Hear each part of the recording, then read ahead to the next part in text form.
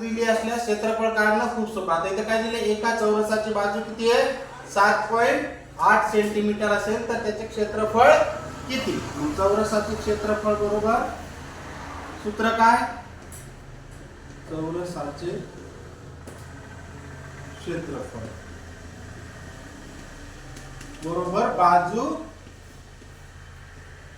वर्ग म्हणजे 7.8 चा वर्ग म्हणजे 7.8 गुणिला 7.8 याचा गुणाकार करायचा.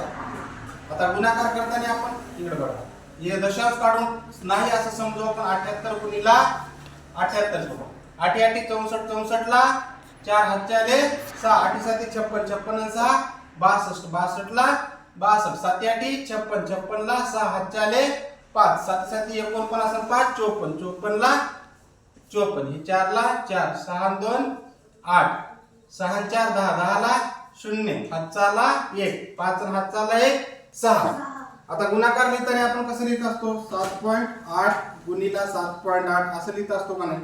इथं आपण दशांश पकडला नव्हता, इथे दशांश आहे ना. मग आता गुणाकारात दोन स्थळ सोडतो का नाही आपण, हे वरचं एक स्थळ आणि खालचं एक स्थळ.